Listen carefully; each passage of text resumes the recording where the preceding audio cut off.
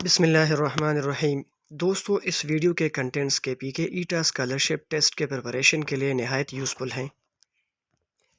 اس video میں دو طرح کے ایم سی کیوز ہیں، ایک وہ جو انگلش گریڈ 6 کے لیسن سے لیے گئے ہیں، اور دوسرے قسم کی وہ ایم سی کیوز ہے جو اس بک کے گرامر پورشن پر مشتمل ہے۔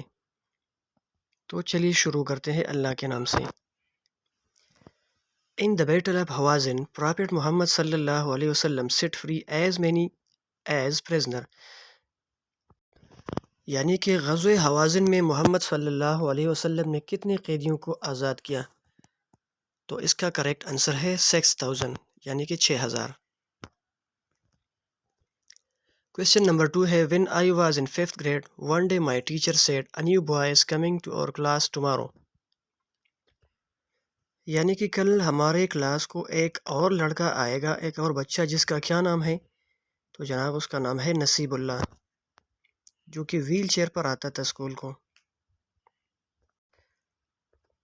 Not God but only what can make people great and strong، سونا نہیں بلکہ وہ کون سی چیز ہے جو کسی قوم کو، جو کسی نیشن کو مضبوط اور طاقتور بناتی ہیں؟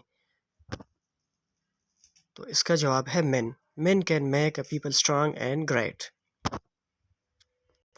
اگلا کویشچن ہے is a type of government in which the citizen rule their country through their representative، یعنی وہ کس قسم کی حکومت ہے جس میں سٹیزن جو ہوتے ہیں، شہری، وہ اپنے نمائندوں کے ذریعے حکومت کرتے ہیں؟ تو اس کو ڈیموکریسی کہتے ہیں، یعنی کہ جمہوریت۔ اگلا کویشچن ہے The civilization of Texela is almost how many years old، یعنی کہ ٹیکسلا کی جو تہذیب ہے وہ کتنے سال پرانی ہے؟ تو جناب وہ ہے 2500 سال پرانی۔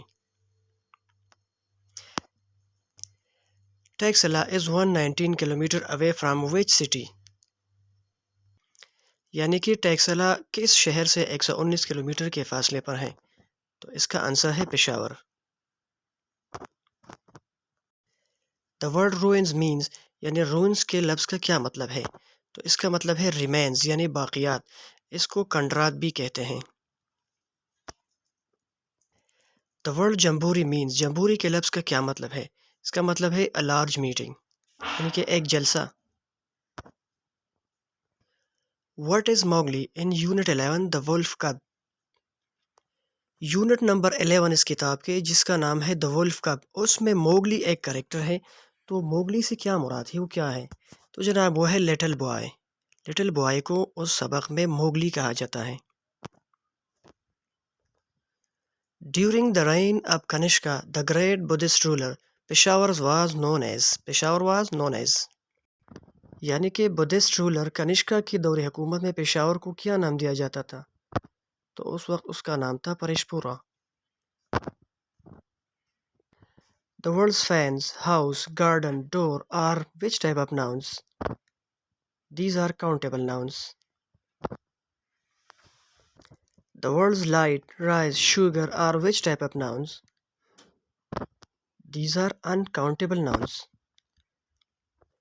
کاؤنٹیبل اور انکاؤنٹیبل ناؤن کسے کہتے ہیں؟ تو کاؤنٹیبل ناؤن وہ ہیں جس کو گنے جا سکتے ہیں، یعنی کہ جن کے سامنے ہم 1 2 3 پلیس کر سکتے ہیں۔ For example 1 pencil، 2 pencil، 3 pencil، یعنی ان ناؤن کے سامنے ہم ڈیجٹس رکھتے ہیں، ان کو نمبر میں گنے جا سکتے ہیں۔ ان کے علاوہ انکاؤنٹیبل ناؤن ہے، تو انکاؤنٹیبل یعنی وہ ناؤن ہے، وہ اسم ہے جس کو گنا نہیں جا سکتا، اور نہ ان کے سامنے کوئی 1 2 3 ڈیجٹس رکھ سکتے ہیں۔ فار ایگزامپل 1 mil، 2 mil، ایسا تو لکھا نہیں جا سکتا، تو اس قسم کے ناؤن کو انکاؤنٹیبل ناؤن کہہ سکتے ہیں۔ The words a bundle، a group، a flock، army، class، a litter of cups، etc. are which type of nouns؟ یہ کس قسم کے ناؤن ہے؟ اسم ہے جناب، یہ ہے کلیکٹیو ناؤنس، جس کو ہم اردو میں اسم جمع بھی کہتے ہیں۔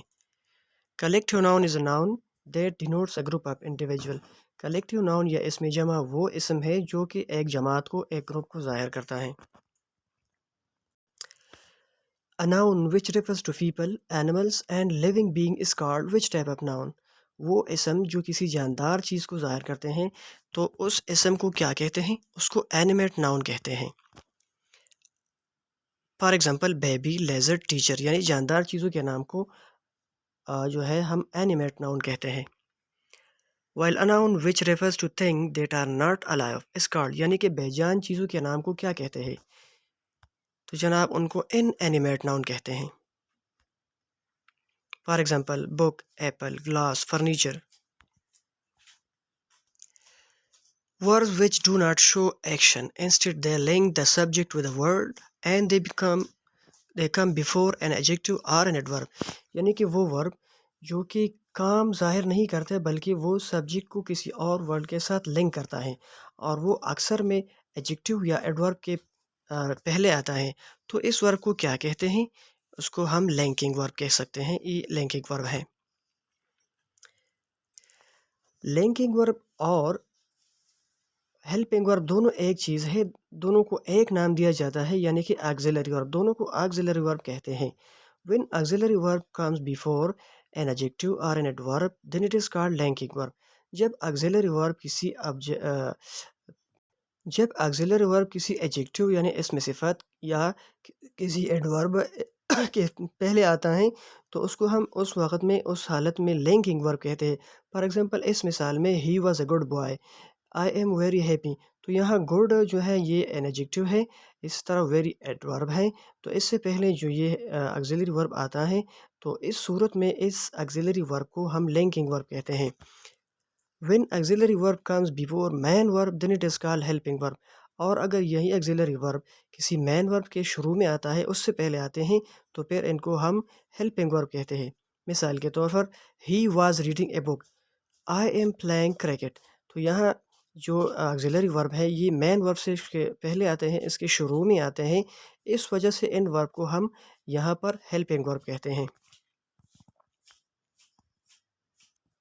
When two consonants without a vowel in between come together they form a، یعنی کہ جب دو کنسوننٹ ایک دوسرے کے ساتھ متصل آتے ہیں اور ان کے درمیان کوئی واول نہیں ہوتا تو کیا بناتے ہیں؟